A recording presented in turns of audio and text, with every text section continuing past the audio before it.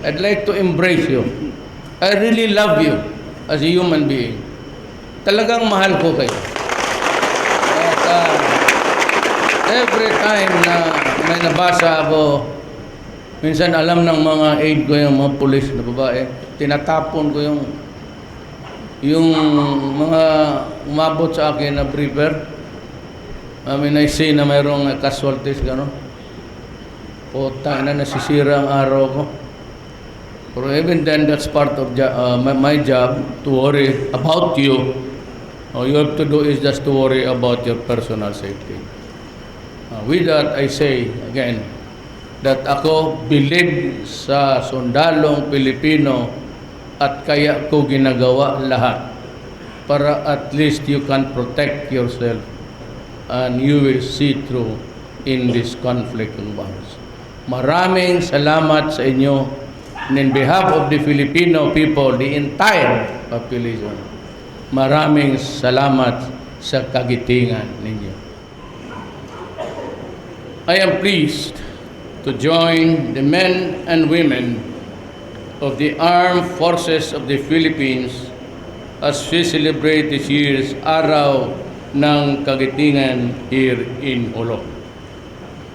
This is truly a momentous and meaningful occasion as we gather to honor the valor of those who, more than 7 decades ago, willingly sacrificed their lives to defend liberty and preserve our democratic way of life. As the entire country commemorates the gallant stand of the thousands of Filipinos who defended Bataan in 1942. We also honor and acknowledge our troops today for their relentless efforts against lawless elements that continue to threaten the security of our nation. I am especially pleased with our military's recent accomplishments against the Abu Sayyaf group. Your efforts have brought us even closer to our ultimate objective of totally crushing the violent extremism at its roots. With this, I can confidently declare that ISIS will never gain foothold anywhere in the Philippines.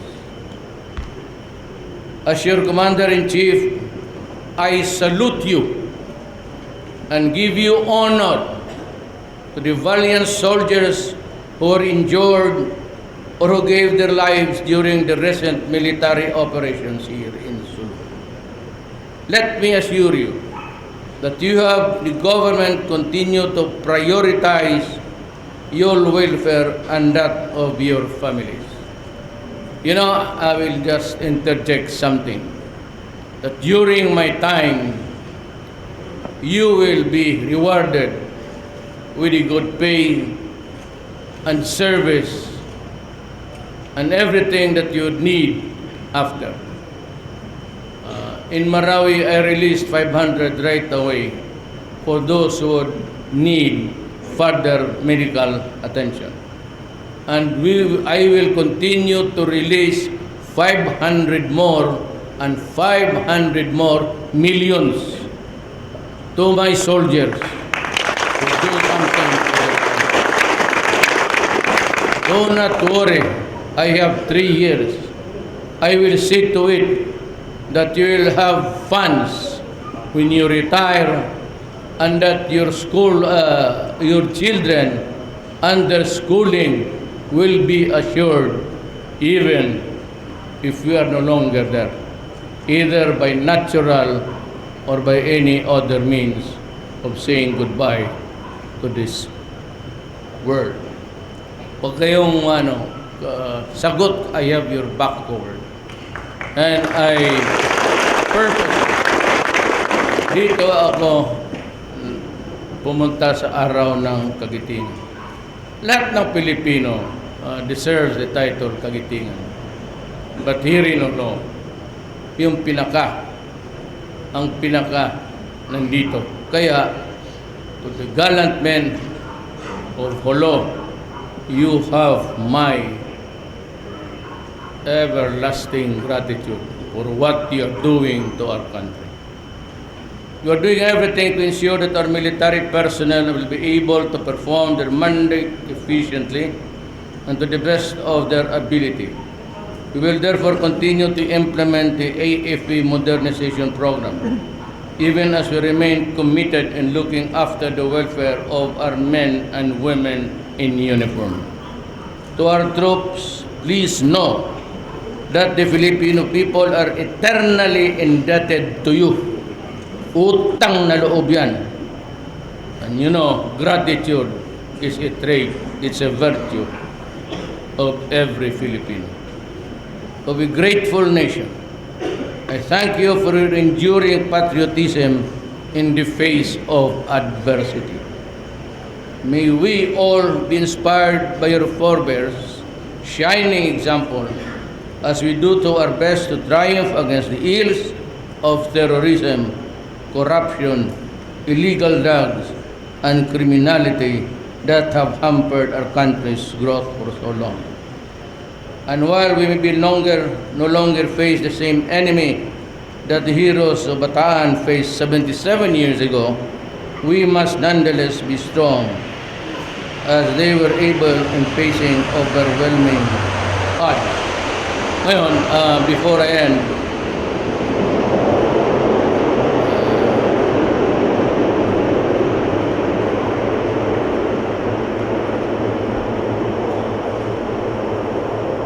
I'm sure you'd be surprised that most of the cabinet members now are military guys.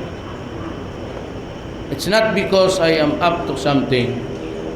As a matter of fact, during the command conference last night in Malacanang, I told them something of an eye-opener.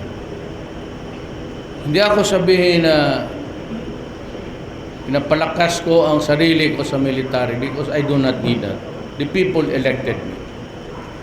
But ako, I have a special fondness for the military for being fundamentally honest at industrious. Ano lang ako sa bureaucracy because I have met several failures, pati hindi mo mautusan ng matino. Puro corruption.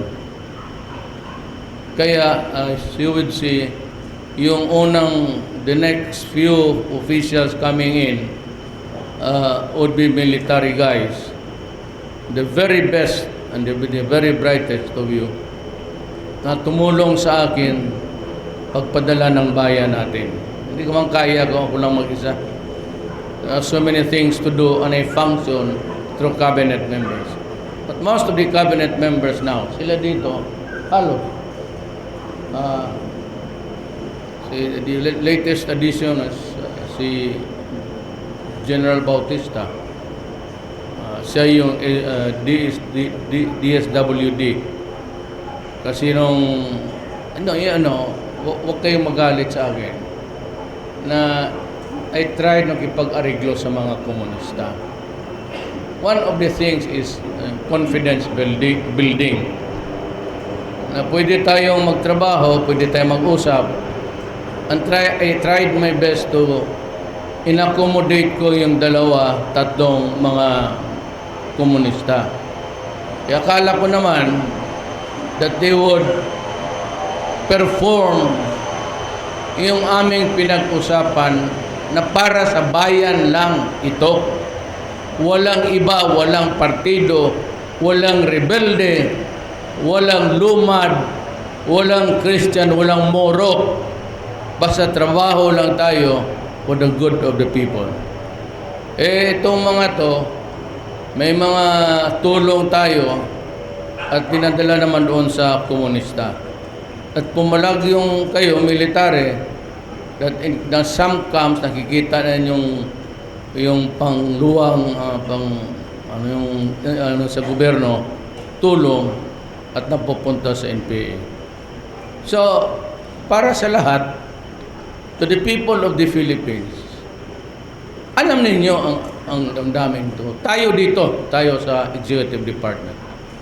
Pero yung lahat doon, hindi naman konektado sa gobyerno, sa pribado, we tried our best to show to the world that we wanted to have peace. Ngayon, binakita nila na ayaw na nila, at kung gano'n lang, bastosan lang rin, pero ko, tapos na tayo mag-usap. Ngayon gusto ninyo, patayan na lang. I am not ready to talk to any communist na. Tapos na yan. Sabi ko, karami kong sundalo, karami kong eroplano, karami kong matatapang na sundalo. Bakit naman takot sa inyo? Why should I could not even hang on to a barangay 24 hours?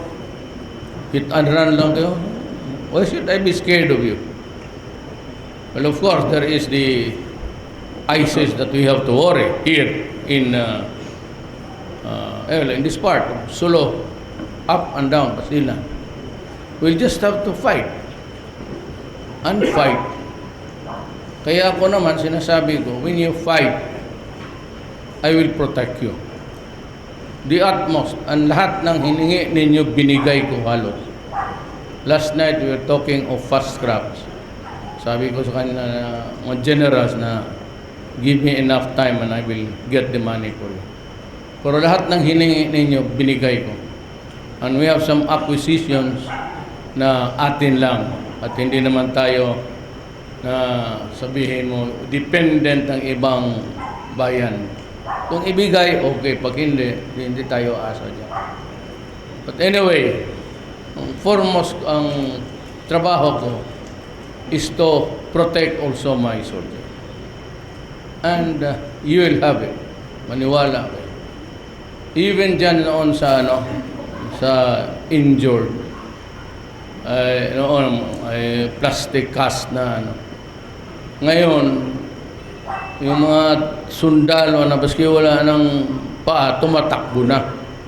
Because gusto ko talaga titanium. Each titanium, isang paa niyan is 70,000. At hanapin ko lahat ang 70,000 at ang kamay mo gagalaw pero hindi na masyado, wala ng feeling. Mata na lang gamitin mo. Pag may ginalaw kang masarap, medyo kulang na, bunganga na lang. So, diretso na kasi titanium na, pero nagaganon, no? Kapag baril ka, well, it's good enough, but you have the best medical care. Bigyan ko sa inyo.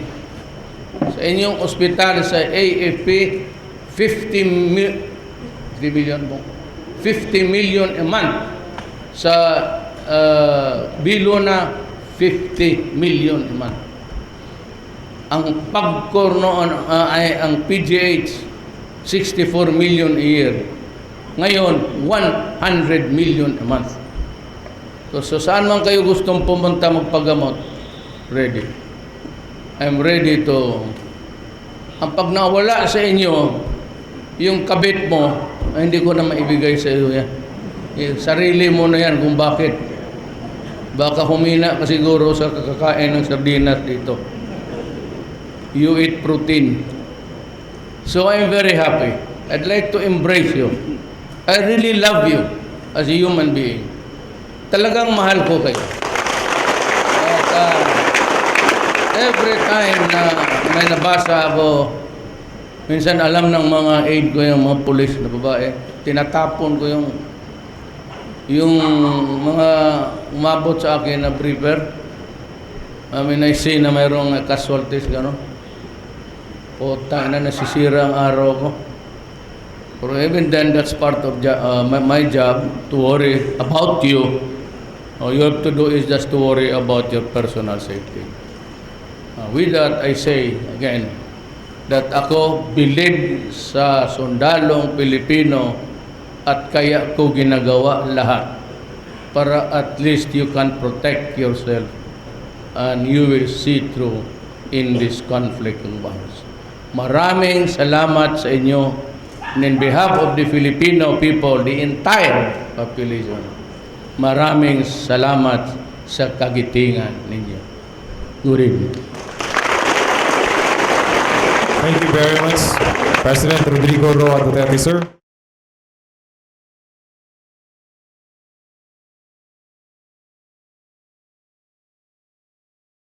I am not a Filipino for nothing. I did what I had to do. And whether you believe it or not, I did it for my country. Pilipinas, Duterte pa rin ang tunay na nagmamahal sa atin.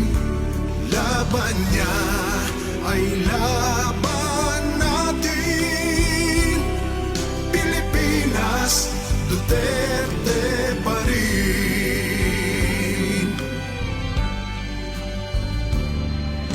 Inang bayang minamahal,